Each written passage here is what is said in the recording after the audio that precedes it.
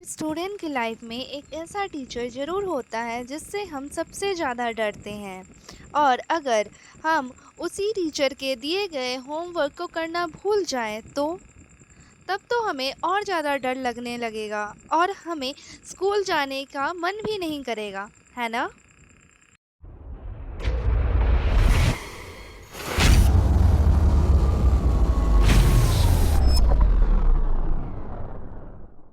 Hello friends, आप सभी का मेरे चैनल लर्न विथ मी पे स्वागत है।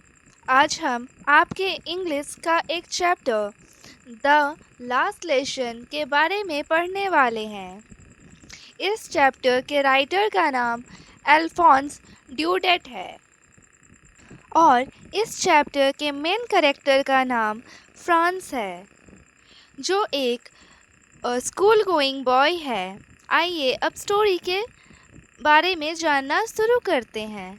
रोज की तरह स्कूल जाने के लिए निकलता है, पर वो काफ़ी लेट हो चुका था उस दिन। इसीलिए वो डर रहा था कि एम हेमल जो उसके टीचर हैं वो उसे डांटेंगे, क्योंकि एम हेमल ने कहा था कि आज वो पार्टिसिपल्स पे क्वेश्चन पूछेंगे। बट फ्रांस को तो पार्टिसिपल्स का पी भी नहीं आता था और इसीलिए उसे स्कूल जाने का बिल्कुल मन नहीं कर रहा था। और उसने तो सोच भी लिया था कि वो आज स्कूल नहीं जाके पूरा दिन बाहर बिताएगा, क्योंकि उस दिन मौसम भी बहुत प्यारा था और मन कर रहा था मानो उस मौसम की खूबसूरती में खो जाए। हल्की हल्की सी धूप पड़ रही थी, बर्ड चहचहा रहे थे और दूर एक खेत में प्रूसियन सोल्जर्स ड्रिल कर रहे थे, जैसे कोई ग्रैंड पैरेड चल रही हो। और ये सब फ्रांस को स्कूल जाने से बहुत ज़्यादा इंटरेस्टिंग लग रहा था। पर फिर उसने अपने मन को समझाया और स्कूल की तरफ तेजी से दौड़ पड़ा। उसके लिए तो ये बाकी दिन जैसा ही था, बट उसे क्या पता था कि यह एक दिन उसकी लाइफ बदल देगा। रास्ते में जब फ्रांस टाउन हॉल के पास से गुजरा तो उसने देखा कि वहाँ बहुत सारे लोग जमा हैं ब्रूटीन बोर्ड के सामने। वो एक बड़ा सा बोर्ड जहाँ 2 साल से बस बुरी खबरें ही छपती आ रही है, जैसे फ्रांस का प्रूशाइवार की अपडेट, हारी हुई बैटल्स, न्यू मिलिट्री ऑर्डर्स और हर वो न्यूज़ जो लोगों को परेशान कर देती थी वो उस बोर्ड पे चिपकी होती थी। फ्रांस इतने सारे लोगों को देख के थोड़ा हैरान हो जाता है और सोचने लगता है कि ऐसा आज क्या हो गया। बट वो वहाँ रुकता नहीं है, क्योंकि वो अपने स्कूल के लिए काफ़ी लेट हो चुका होता है।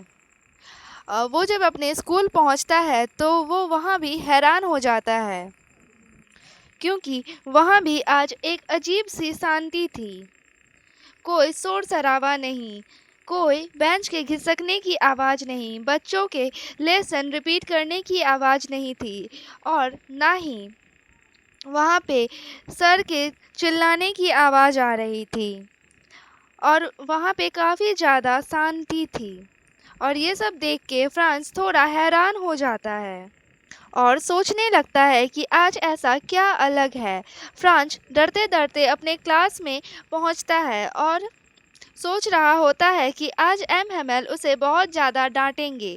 पर जब वो अपने क्लास में पहुंचता है तो वो सरप्राइज़ हो जाता है, क्योंकि एम हेमल उसे बिल्कुल नहीं डांटते और बहुत प्यार से उसे अपने सीट पे जाके बैठने को कहते हैं। और वो कहते हैं कि फ्रांस, हम तुम्हारे बिना ही क्लास शुरू करने वाले थे।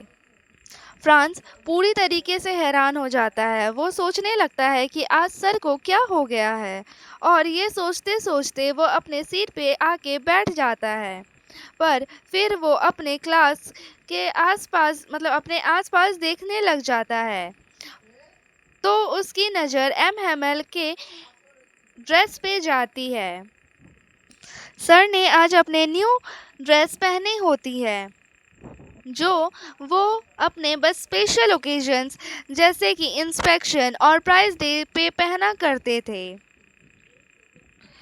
उनका ग्रीन कोट, फ्रिल शर्ट और एक छोटी सी ब्लैक सिल्क कैप, ये सब देख के फ्रांस थोड़ा हैरान हो जाता है और उसे समझ नहीं आ रहा होता है कि आज ऐसा क्या खास है। फिर जब वो अपने पीछे की ओर देखता है तो उसे जब फ्रांस अपने पीछे की ओर देखता है तो उसका मुंह खुला का खुला रह जाता है।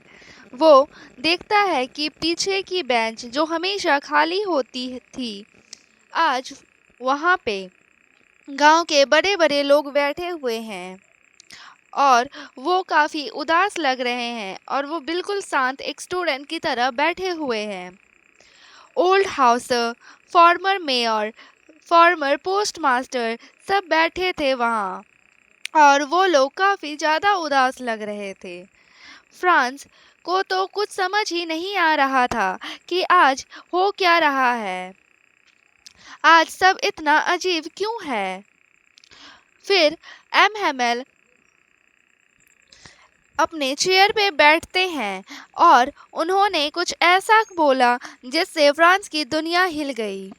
वो बोलते हैं, my children, this is the last lesson I shell give you. France के लिए ये पूरा हिला देने वाली बात थी। उसको कुछ समझ नहीं आ रहा था कि सर क्या बोल रहे हैं और क्यों बोल रहे हैं।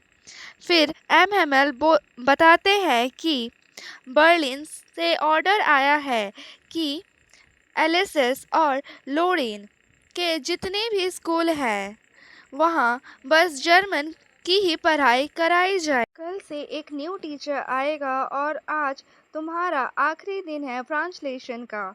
और तब फ्रांस को सारी बात समझ आई कि गांव के लोग क्यों हैं क्लास में और सर ने न्यू ड्रेस क्यों पहने हुए हैं और उस बोर्ड पे क्या लिखा हुआ था और इतने सारे लोग वहाँ क्यों जमा थे। फिर उसे ये समझ आता है कि गांव के लोग भी इसीलिए आज उसके क्लास में हैं क्योंकि वो एम हेमल की 40 इयर्स की मेहनत को और अपने लैंग्वेज को रिस्पेक्ट दे सकें। और जब फ्रांस को ये सब समझ आया तो उसे बहुत ज़्यादा पछतावा होने लगा कि आज उसका आखिरी दिन है फ्रांस पढ़ने का और उसे ढंग से लिखना तक नहीं आता है, मतलब उसे फ्रांस लिखना नहीं आता था। ओके, अब उसे एहसास हो रहा था कि आज तक जो वो अपने पढ़ाई से भागता रहता था वो उसकी सबसे बड़ी गलती थी और वो बुक्स जो उसे सबसे बोरिंग लगते थे वो उसे आज सबसे ज़्यादा प्यारे लग रहे थे, जैसे वो उसकी सबसे अच्छी दोस्त हो जिससे वो कभी खोना नहीं चाहता था। एम हेमल जिससे वो हमेशा डरता रहता था, वो टीचर भी उसे आज बहुत अच्छे लग रहे थे और बहुत प्यारे लग रहे थे। वो उनका गुस्सा, उनकी डांट सब भूल चुका था। एक छोटा सा बच्चा जो एकदम से बड़ा हो गया था, उसे समझ आ रहा था कि भाषा सिर्फ एक वर्ड नहीं होती, वो हमारी पहचान होती है। और जब वो हमसे छीन और जब वो हमसे छिन जाती है तो पछताने के अलावा कुछ नहीं रह जाता है। उस दिन एमएमएल ने लेशन इतने अच्छे से पढ़ाई मानो वो अपना सारा नॉलेज उन बच्चों में भर देना चाहते थे। उन्होंने उस दिन ग्रामर पढ़ाया और फ्रांस को हैरानी हो रही थी क्योंकि उसे सब कुछ बहुत आसानी से समझ आ रहा था। वो एक ही बार में सब कुछ समझ पा रहा था। वो सिर्फ एक क्लास नहीं थी, वो एक बहुत ही स्पेशल टाइम था उन सब के लिए। वो चाहते थे कि सब कुछ सीख लें, सब कुछ जान लें, पर वक्त बीतता जा रहा था। उसे लग रहा था कि अगर उसने आज नहीं सीखा तो उसे कल से ये सीखने का मौका नहीं मिलेगा। लास्ट में एम हेमल ने फ्रेंच लैंग्वेज की तारीफ की और कहा, फ्रेंच दुनिया का सबसे खूबसूरत और लॉजिकल क्लियरेस्ट लैंग्वेज है। उन्होंने कहा when a people are enslaved, as long as they hold fast to their language, It is as if they had the key to their prison. इसका मतलब ये है कि जब तक कोई अपने लैंग्वेज को नहीं छोड़ता है तब तक उसके पास आज़ाद होने की एक उम्मीद होती है, और अगर हम अपने लैंग्वेज को संभाल के रखते हैं तो कोई भी हमसे हमारी आज़ादी नहीं छीन सकता। फिर फ्रांच देखता है कि खिड़की पे कुछ कबूतर बैठे हैं। तब वो सोचता है कि क्या वो बर्ड्स को भी जर्मन में गाने को बोलेंगे, और यह एक बच्चे का सवाल जर्मन के जुल्म को दिखाता है। और फिर चर्च की घड़ी में 12 बज जाता है और फिर प्रेयर बेल बजती है। उसी वक्त क्रूशियन सोल्जर्स के पैरों की आवाज़ आने लगती है। फिर एम हैमेल उठते हैं। उनका चेहरा पीला पड़ चुका होता है। वो पूरे गर्व से भरे हुए होते हैं। उन्होंने कुछ कहना चाहा बट वो बोल नहीं पाए क्योंकि उनका गला दुख से भरा हुआ था। फिर वो ब्लैक बोर्ड की तरफ घूमते हैं और अपनी पूरी ताकत से उस पे लिखना शुरू करते हैं, और वो जितना बड़ा हो सके उतना बड़ा लिखते हैं। विवा ला फ्रेंच, इसका मतलब होता है लॉन्ग लिव फ्रेंच। और फिर वो मतलब पीछे की ओर घूमते हैं, ठीक है, और अपने हाथों से इशारा करते हैं कि क्लास ख़त्म हो चुकी है, आप सब जा सकते हैं। और इसी तरीके से हमारी ये लेसन मतलब हमारा ये चैप्टर ख़त्म हो जाता है।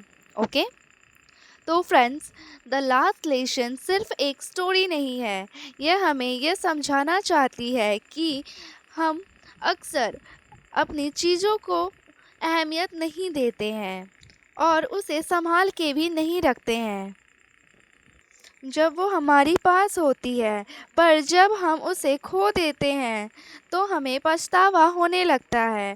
इसीलिए हमें अपने पास होने वाली सारी चीज़ों की अहमियत को समझना चाहिए और हमें उसे संभाल के रखना चाहिए। Thank you.